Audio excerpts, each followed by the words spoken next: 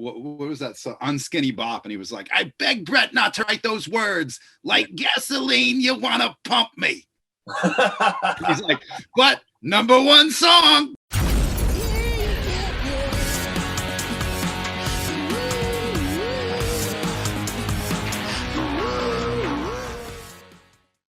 Hey, this is Party Like a Rockstar podcast, and I'm your host, Joel. Today's episode is brought to you by Misha's Kind Foods. They're an LA-based small business making the world's finest non-dairy cheese on the market today.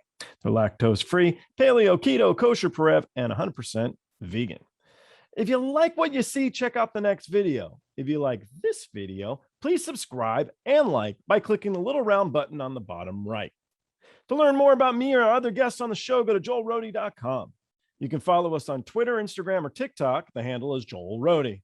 If you haven't already read my book, Memoir of a Roadie, it's now available through Amazon and paperback Kindle or as an audiobook. I hope you enjoy the show. Mark Zavon was a guitarist for Stephen Pearcy and is the guitarist for Kill Devil Hill. My second guest is Jason Womack. He was in the band Fuel. He played lead guitar and sang background vocals from 2015 to 2020. You can still find him performing with Brett Scallions, the singer of Fuel, and he's currently the bass player with Juliette and the Licks, which I think you have been for a while, off and on. Busy dude. He's also the lead guitar player for Venrez and Petty Cash. And so to open it up, actually, I was going to first ask how you guys know each other a little bit, because I think you guys do. But yeah, so Petty Cash is it's basically Juliette and the Licks without Juliette. Is that right? Yep. Okay, correct. Cool. Yeah, I was looking into it a little bit, and then Venrez is killer shit, man. I listened to Thanks, a bunch of it on Spotify. Loved it. So thank you. Yeah, Venrez, we're about to release our new EP under Pavement Entertainment. I think it's going to come out maybe in February or something. And you're playing guitar? Yeah, I play guitar and sing in that, and my partner in that is Stephen Pearcy. He's the lead singer and writes the words. And yeah, Mark and I actually know each other because Dewey Bragg, the singer of Kill Devil Hill, is actually one of my best friends. Oh, okay. You guys grew up together, right? Yeah, we grew up together down in Jackson, Mississippi, and we played in bands together when he was 15. I was 16 years old down there. You know, like we weren't even old enough to be in the clubs, and we used to play a strip club in Shreveport, Louisiana, called the $1 Million Sandpiper. Chicks would come on, the girls would come on stage and dance. I'm 16 years old. Good time. Yeah. Boy, I wonder why you chose music as a profession. Yeah, right. So were they still playing Rob Zombie while they were stripping, or were they were playing to your music? This would have been White Zombie back then. So. Oh yeah, all right, we're going back. Yeah, now he doesn't even do the music stuff. I think he's all like movies. Actually, he's going to be doing the Munsters. Did you see that? Yeah, they built the house and everything. Isn't it look cool, man? I was looking online. It looks totally neat. So I'll be watching it. Yeah, Brett and I are actually playing on the Voragos Cruise. I don't know how it's pronounced, but in February, and actually Rob Zombie is one of the performers on that. So that should be that'd be cool. He's such an interesting guy, man. I saw him in an interview. I think it was Conan O'Brien, and he was just talking about what he was like as a kid. And he was kind of reclusive, and you know, I think it was people made fun of him or whatever. And I'm kind of like, Rob Zombie, you know, how could you make fun of Rob Zombie? So, you know, now that people must be like, dude, the guy's, and then the whole movie career, who the fuck would have thought that one? You know, to me, it's like so out of nowhere. Having a successful career is probably a better way to put it. But I mean, really, really successful, because I don't know how many people could bring the Munsters back and be like, have the money guys be like, sure, let's give it a go. Because the Color one sucked. Remember they did that Color reboot? It was awful. Okay. Yeah. Well, most musicians I know were nerds as kids, so that's not surprising that he was made fun of, probably. Yeah. He proved himself with the movies, though, for sure. I mean, he's had some real success there in the past. Yeah. Yeah, he makes good films. I don't know. I think it's the attention to detail. You know, he has focus. He's got drive. He doesn't drink, or I don't know what his vices really are. He's a pretty on top of his shit, that guy. I like him. Yeah. Definitely. Anyhow, so you guys you have met before? Oh yeah, definitely. Oh, that's neat. Small world. That's cool. Yeah, Dewey, you guys used to live in the same house, didn't you, down in Hollywood there? Yeah, we did. Yeah, in Silver Lake. And when he first moved out to LA, I I think I had moved out here maybe a year before he did or so. And so, yeah, we were roommates over there in Silver Lake for a while. And then he used to live here at the compound where I'm at, and his place actually caught on fire. Oh shit. And he had to move out.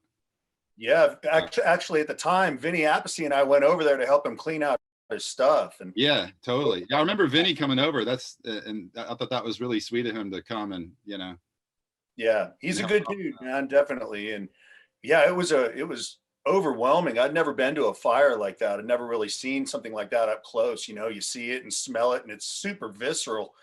And it just really had an impact on me. I remember going home that night and writing what basically turned into a song called Up in Flames. It was on our first record. Yeah. And it was just, just so intense, being there and seeing the damage and seeing what it did. Did he lose everything? No, he was lucky. I think the guy who was basically his next door neighbor where the fire started lost a lot more than Dewey did, but the smoke damage was terrible. So he did lose a lot of stuff. But yeah, it was because I'd been over there a bunch of times before that. So being there after the fire and seeing the damage that it caused was firsthand, was just, yeah, pretty intense. What was the name of the band you had with him when you were 16? Do you remember, Jason? Vendevere. Yeah. Good metal name, Yeah, it sounds right. Lots of V's and Vendevere. Yeah, right man. on. Awesome. There's photos of Dewey with the teased hair and the pants with the shoelaces tying down the side and stuff, the good late 80s look, like we all did it. Well, some of us did. And how did you meet him, Mark? Who, Dewey? Well, actually, he was a friend of a mutual friend, Jerry Montano, who played bass with Danzig, among other things. And so we were putting a band together at the time, Jerry and I, and he knew Dewey and brought Dewey over to sing. And we jammed on a few things and did some recording, just basically some demos that never really saw the light of day. And,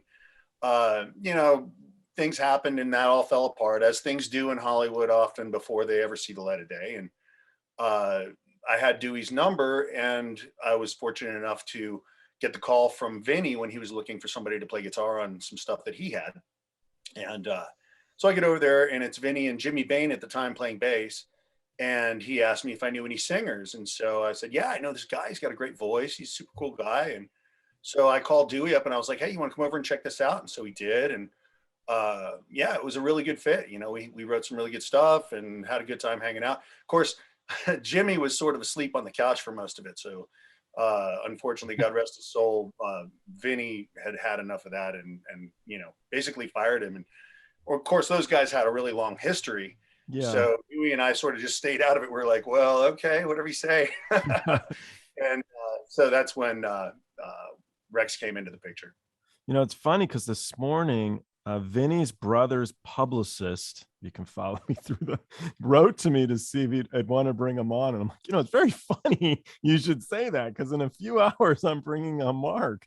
And so it's a small community. It's a funny world, man. I was like, of all the people to bring up, so that's cool. Yeah. And then how did you meet Juliette Lewis, Jason? She have you ever heard of the singer-songwriter Joseph Arthur? No, but I love singer-songwriter stuff. Is it like one guy and a guitar type thing? Yeah, sometimes he has a band with him, but sometimes it's just him. He was actually he was discovered and signed by Peter Gabriel. Oh, cool. Wow. He was the first sort of rock or non-world music artist that Peter signed to Real World. And he's put out records with Peter Buck from REM. He did a project with Ben Harper and Donnie Harrison called Fistful of Mercy. Yeah, cool. He paints live on stage while he performs. Wow. Anyway, he was a friend of mine, and him and Juliette were dating.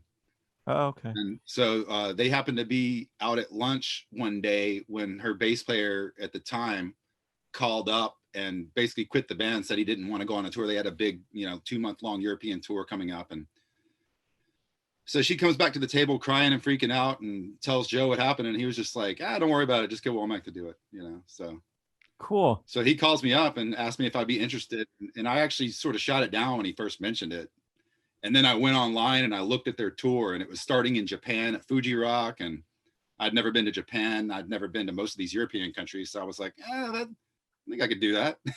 Yeah. So I went and, they held some auditions. I went and auditioned for it. And, luckily the guy before me actually brought in a pizza and said, hold on, let me eat first. And they're all just looking at this guy like, what the Eating fuck his is wrong pizza? with you? So So he didn't I think that gave me a huge advantage when I came in and was already fed. So be funny if the I guy got- started a company called Papa John's, Be like, Yeah, right. wow.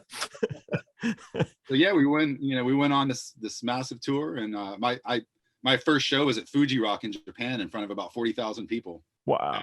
After having maybe 3 or 4 rehearsals with them. So that was hair raising. Yeah, I bet. Yeah, I met her father, Joffrey, Jeffrey, for a coffee one time, because I did a movie called The Still Life, and I was going to cast him into it. And we had coffee and we hung out, but he didn't end up doing the role. And I've been trying to remember why. I cannot remember why it didn't work out with him. But he's a great actor.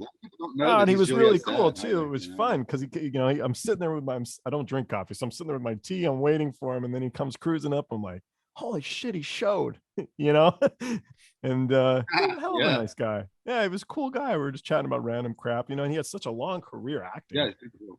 Yeah, it was super. I know. Yeah, cool. It was a good moment. I was just at the end of that tour cycle. We ended up. Juliette and our drummer weren't getting along, so she ended up firing him. And we had done some festivals with the Foo Fighters and have become friends with those guys.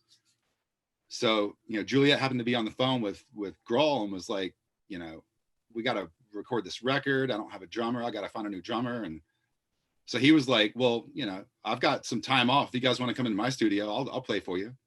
And we were like, what? So did he have to do an audition? Yeah, we had to try him out to make sure he would make the cut. But so we went up to 606, and he graciously listened to our demos and took our direction like a champ, and it was just an incredible experience. Like, it's funny because I brought it up, but I see him all the time eating sushi because he lives by me.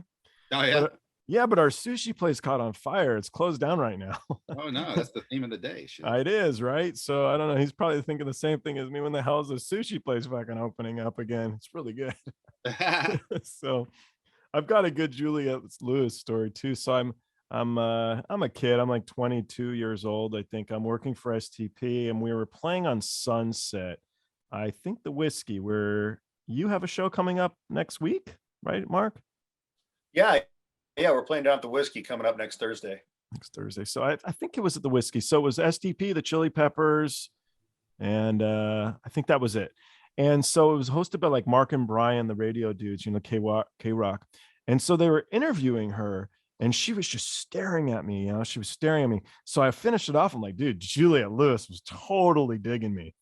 And so the guy, I get on the bus, and the guy's on the bus. He's just looking at me. He goes, she's dating Brad Pitt, you fucking moron. And so what's funny is when I started doing some film stuff here and there, the actor has their line of sight. And if you're sitting in it, it looks like they're staring at you. So I think I was sitting in her line of sight while she was answering whatever questions Mark and Brian were throwing at her, but it was pretty funny. Yeah. It's my great story of her. Anyhow. So are you excited to be getting back to doing a show here, Mark? Because when was the last time you guys played a gig?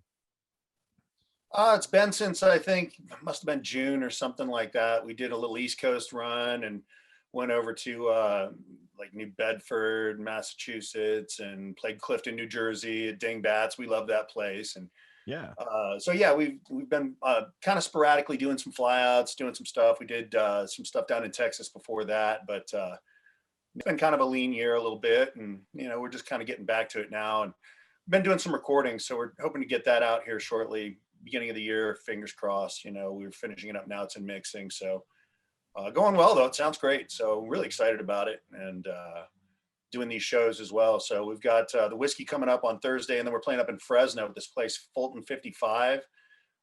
We've never played there before, but it looks like a really nice spot. So, and that's on Saturday the 4th. Cool.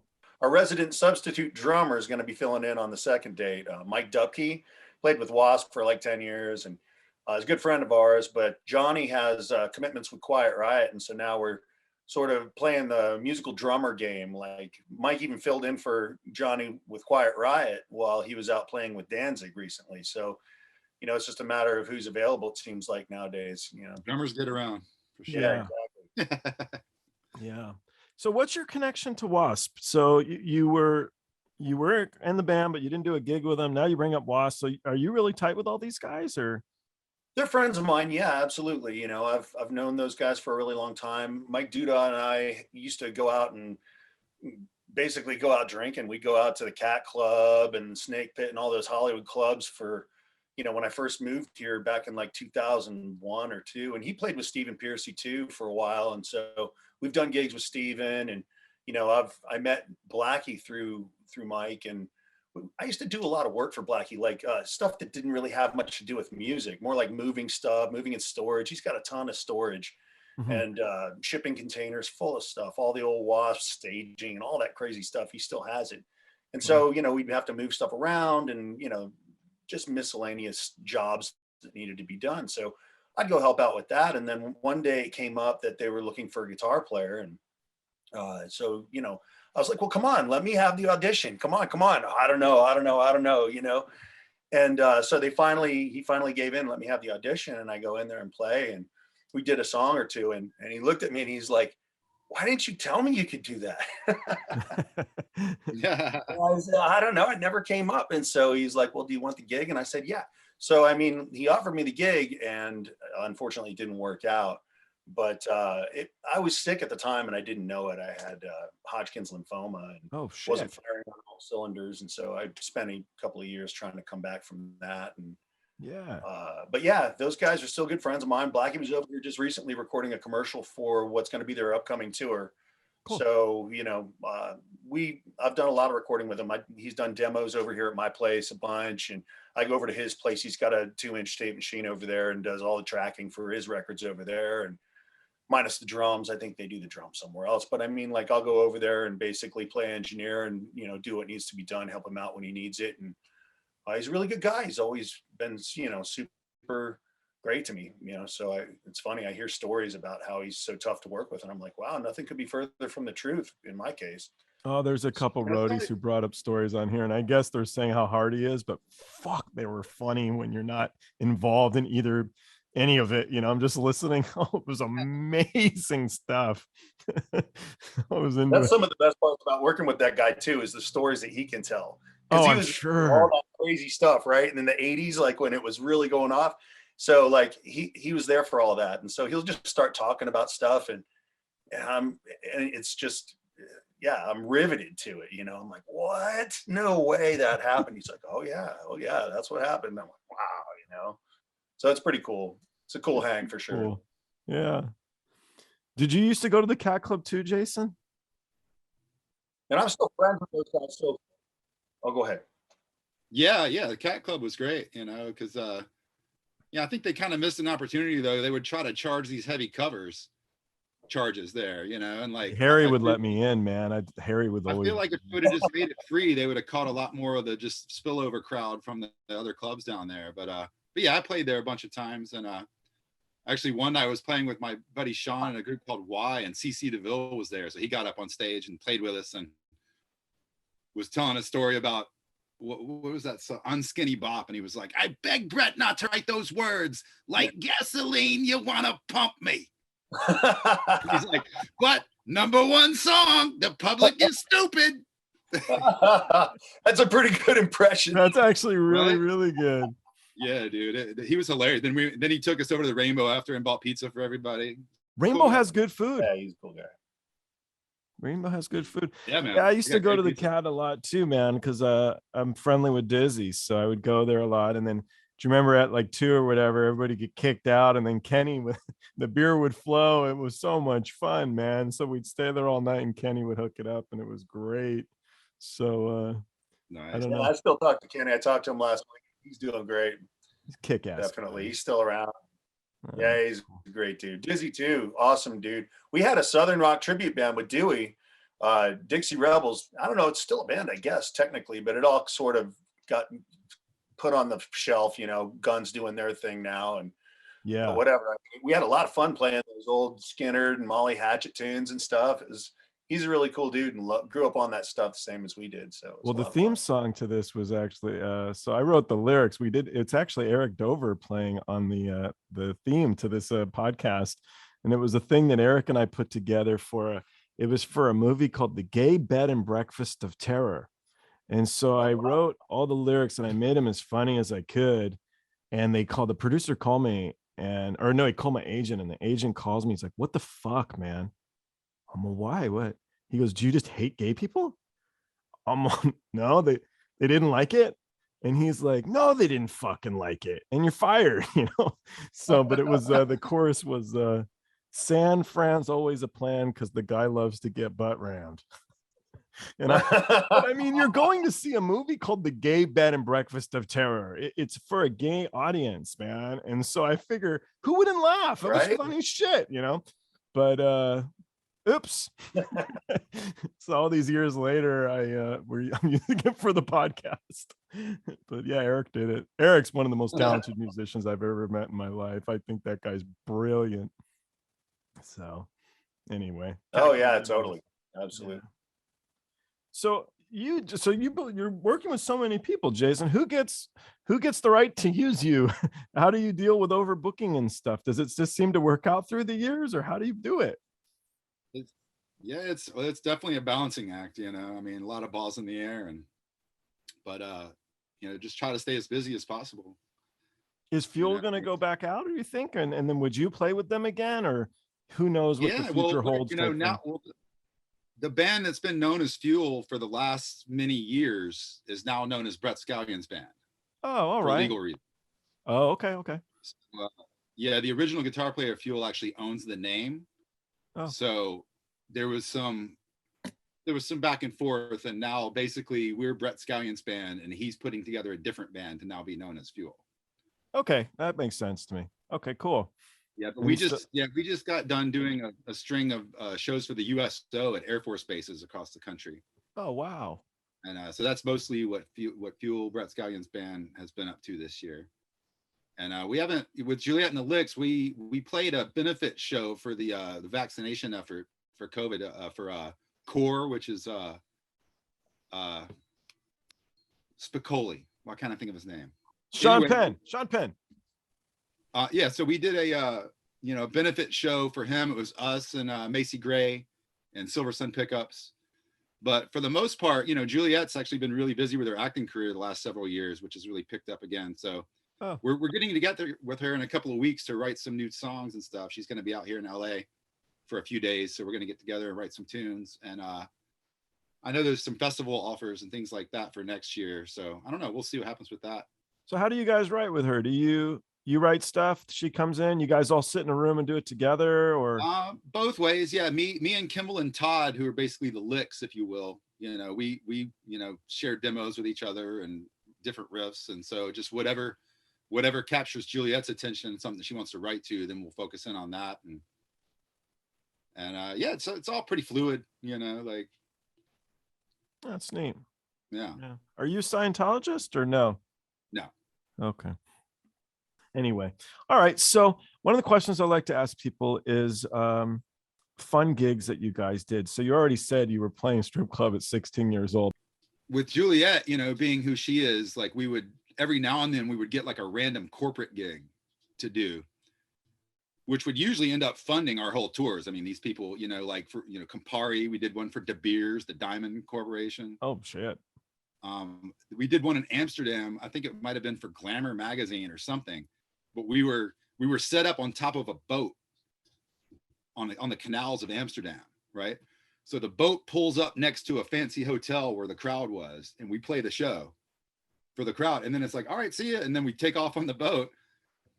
He pulls off to the side. We all get off, and the captain of the boat is like screaming in Dutch. We have no idea what he's talking about. We get off the boat, and then he just takes off with all our gear on top of the boat. And we're like, where the fuck is this guy going? Yeah. And apparently there was like a drawbridge or something that if he didn't get through it past a certain time, he was going to get stuck in there or something. Oh, wow. So we had to stick our guitar tech on a taxi to go chase after this guy to go find our Get your gear. stuff. That was a weird one. And the De Beers gig was, we were in like the catacombs underneath London. There's like all kind of weird like dungeons and stuff underneath there. And cool. so like they had all these dark rooms with just like a single light coming from the ceiling, illuminating a diamond, you know, and like you'd walk around. It was the weirdest thing. I hear Kill Devil Hill music video, Mark. Would be a good What's place that? for it. The Dungeons Oh, yeah, in England might be right. a really good music video idea. I'm just saying. Yeah. Absolutely. Yeah, We were- boat gigs are a trip, dude. We did one in London. We basically took a riverboat ride to the O2 Arena, and there was a bunch of bands that played. It was like sponsored by the award show. I think it was Revolver, Golden Gods, or whatever. And so we played on this riverboat and then got off at the O2 Arena for the award show and, you know, hung out there. Yeah, it's just weird when you're on a boat playing. Like we did the Motorhead Cruise, you know, that motorboat thing. Oh, sure. We did that, and we were playing. I think we did 2 gigs. One was on the deck stage, and one was in the you know, auditorium or whatever, the hall. And we were playing in the hall, and it looks like a regular venue, like a concert venue, right?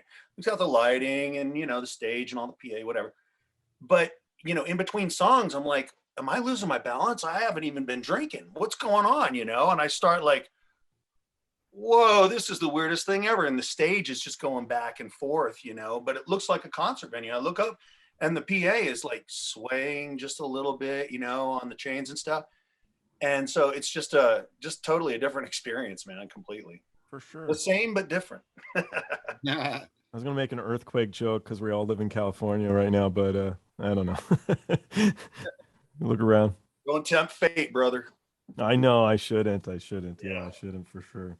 So I saw the photo of you, Jason, with Rod Stewart in London, and Dave Grohl's cool. There's nothing against bringing up Dave Grohl a few minutes ago because I saw that photo right next to it. But Rod Stewart is really, really, really legacy right there, man. Yeah, well, it's funny because it was after the GQ Awards, I think it was, that we were all at, and he received some type of award, and so we were at the after party, and you know we're all big fans, so it was like, oh, and so not too long before that, Ronnie Wood had actually come, and and he was actually he was a fan of Juliette and Alex. He liked us and stuff, and so we go up to Rod Stewart, and Todd asked him, he's like, hey, we're Juliette and Alex, is it okay, you know, if we take a photo with you?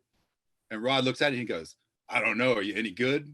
And Todd says, hey, Ronnie Wood likes us. And then all of a sudden his face changed and he looked at us and he says, well, that's my brother. Let's do this. And so like, so he brought us in and like, you know, we took a photo with him and shot the shit with him for a couple of minutes. And it was super cool, but like a pretty intimidating figure, to be honest. Oh, amazing. Did you see that photo he released where it's him and all of his ex-wives? Oh God, no. Oh, it's a great photo. It's all of the ex-wives and him in the same photo. They're all together? They're all together, yeah. And he's just sitting at the top smiling away. And I'm like, it's an amazing photo. I was like, that screams rock and roll. Because they're all smiling. They all seem happy, you know? You figure one would be giving another one a dirty look, but no dirty looks. Maybe there was a lot of outtakes. I don't know. That's hilarious. Yeah, it was pretty cool. It was pretty cool. Yeah, we spent like a whole month in London because Juliette was doing a play down on the West End. And so we had a big European tour coming up. So we stayed there for like a month and rehearsed with her in between. And we went out to a party at one of Elton John's houses in London. And that's where we met up with the Killers that night when we first met them. And Woody Harrelson had come to Juliette's play earlier that night and brought David Blaine with him. Oh shit. So it's us, you know, Juliette, Woody Harrelson, David Blaine. We go meet up with the Killers at Elton John's place, and like the whole Versace family was there and stuff. It was really bizarre. And so we ended up going to an after party with all them. So now it's us, David Blaine, Woody Harrelson, and the Killers rolling around London. And David Blaine's doing tricks on everybody all night, which was like, this guy is either like an alien or the devil or something. I don't know what he's doing, but it was some of the weirdest stuff I've ever seen. And he never missed. He was never wrong. We get to the after party and this girl comes and brings us wine. He drinks the wine and then eats the glass right in front of everybody. Wow. That's weird. Yeah. And like, I mean, some of the card tricks he was doing is like, the one he did on me, I can only explain it as like he implanted mentally what he wanted me to think somehow. Because it's got to be hard to pick up on chicks if you're hanging out with that guy. Yeah, You know? it was a wild Who night. invited Man. Dave Blaine? Yeah. Again. Like he would do stuff where the card would just change before your eyes.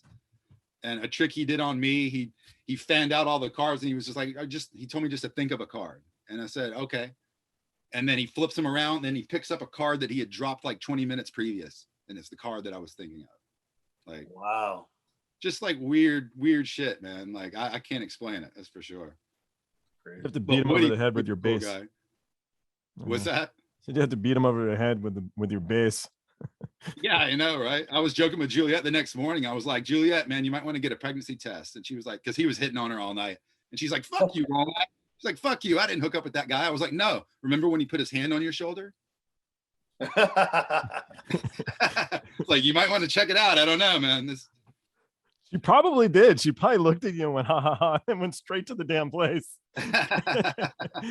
It was weird, man. I don't know how he pulls that shit off, but you know, I love Woody Harrelson, man. So it must have been really neat to hang out with him. Does he come out a lot, or I mean, they must be like age-old friends at this point. How long was Natural Born Killers? We're looking at least 20 years. Yeah, they've known each other forever, and I'm not sure.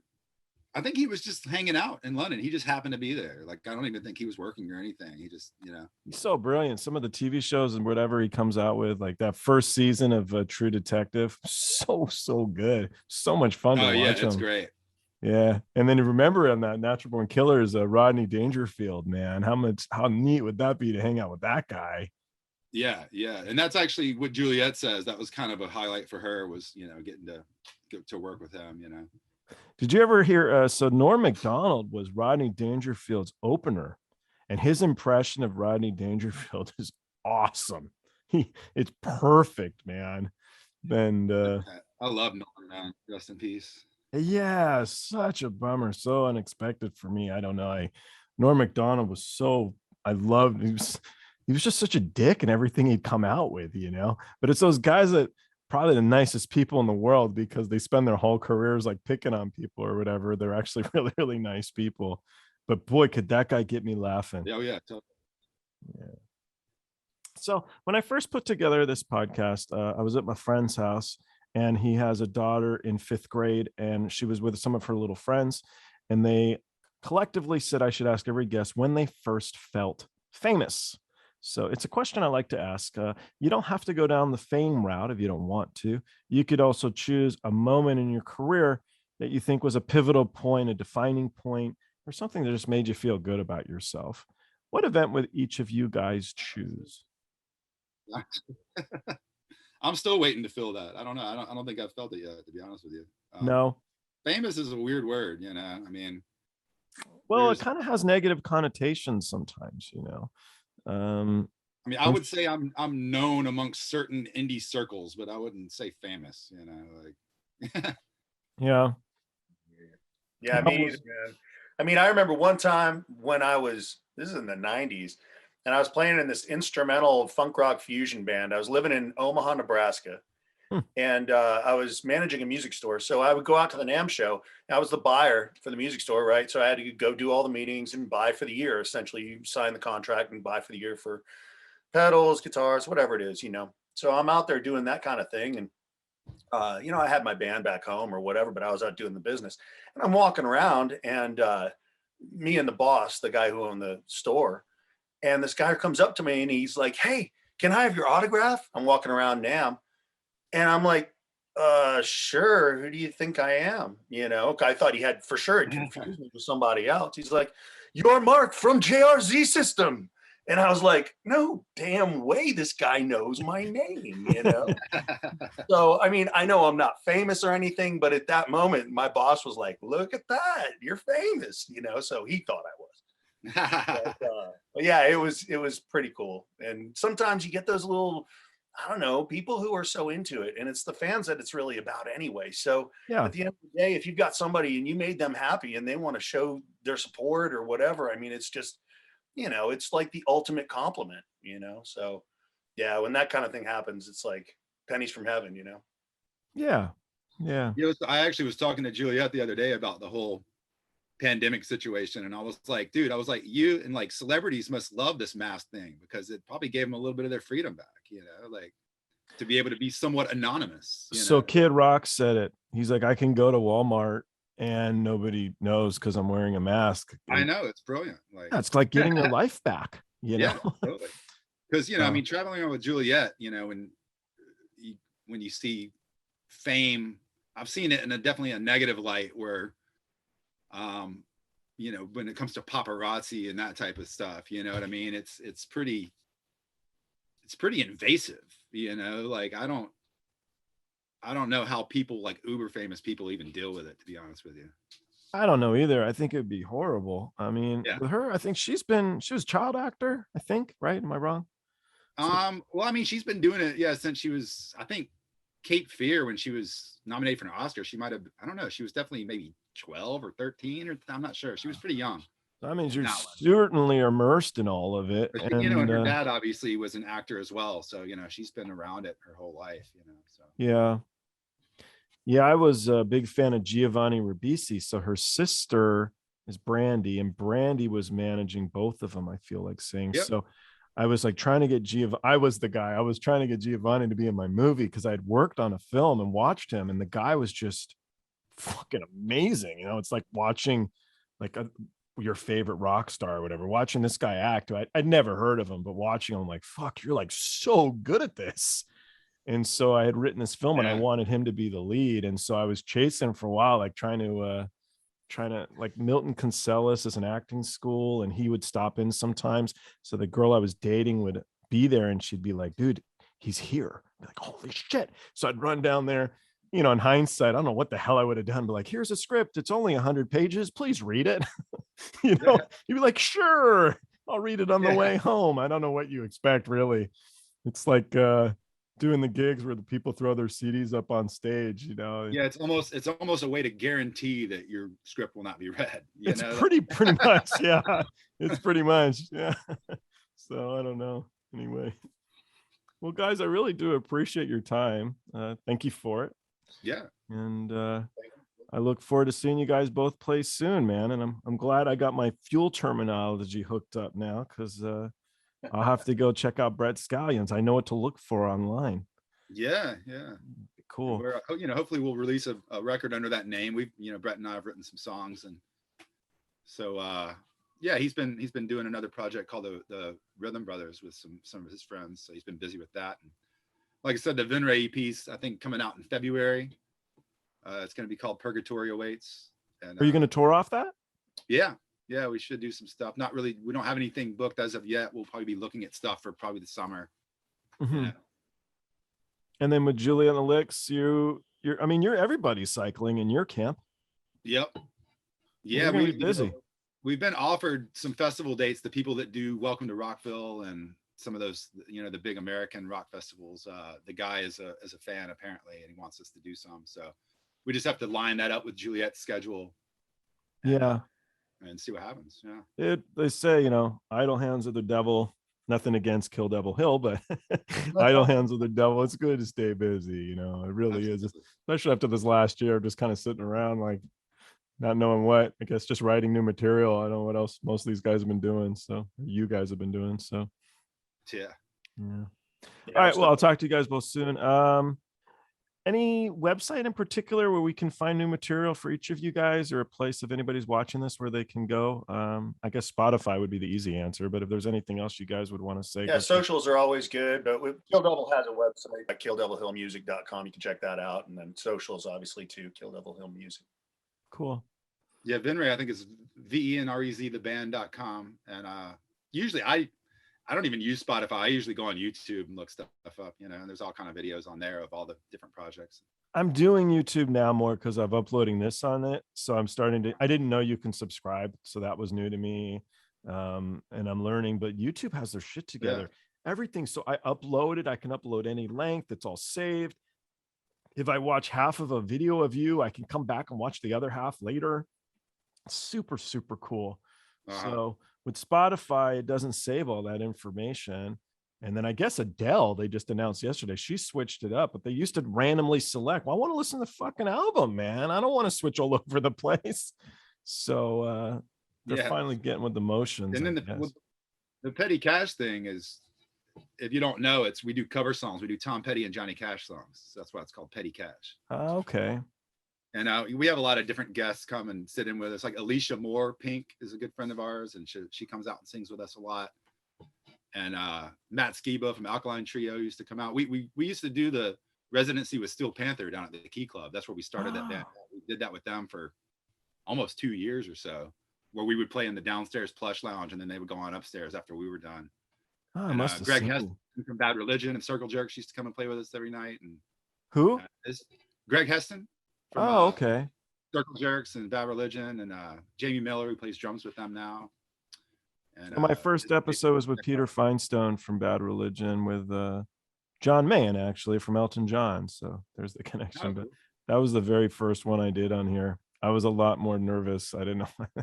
But luckily, they're both like, the Bad Religion guys were huge Elton John fans. He said, so I think it was Black Flag. He said we'd either listen to Black Flag or Elton John. And that was all we listened to in the bus across the country all the time. And I'm kind of thinking, I can see that. I could see it too. Yeah, it makes sense. So it was neat. Anyway, all right, cool. Well, thank you.